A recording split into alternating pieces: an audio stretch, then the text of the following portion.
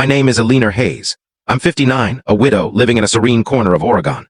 For nearly 2 decades, I've managed the front office of a legal practice, raising my 2 children, Clara, my 32-year-old daughter, and Nathan, my 29-year-old son, ensuring they never faced the hardships I endured. Last Tuesday, an email altered my world.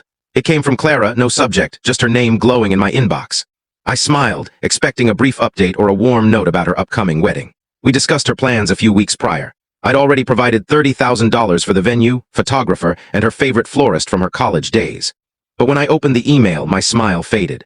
Mom, it began, no dear, just a stark label. Clara wrote that she, her fiancé James, and his family had finalized the guest list for their Napa Valley ceremony. After careful consideration, they decided I should watch the event via a virtual stream rather than attend in person.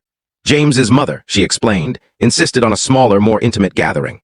Her final line stung like a blade. If you want to be involved, here's the Zoom link we set up. It'll be like you're right there, haha, haha. I stared at the screen, my coffee turning cold. My hands stayed steady, no tears came. Something inside me shifted, like a fault line quietly splitting.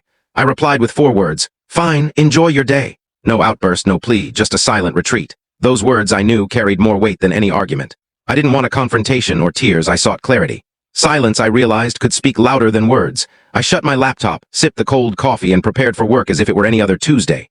But it wasn't. That day, I stopped believing my sacrifices held value for my daughter. That was when everything began to shift. Driving to the office, Oregon's early spring chill barely registered. My mind looped around one question. How did we end up here? For 18 years, I've worked at Harper & Stone Law, a steady but unglamorous job. Stability was my lifeline after my husband's sudden death when the kids were teens. I recall standing by our old dishwasher, bills scattered across the counter, calculating how to afford groceries and Clara's college deposit. I never hesitated to work extra hours, skip vacations, or miss birthdays. I told myself I'd have time for myself later. That time never came. Every dollar went to Clara and Nathan. When Clara switched majors twice, I covered the extra tuition. When she moved to Boston for a brief job, I paid for her apartment deposit and flights.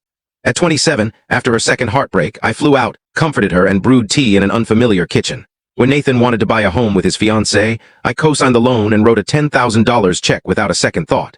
I never tallied my sacrifices. That's what mothers do, isn't it? But that email made me feel like a transaction, useful until my purpose expired.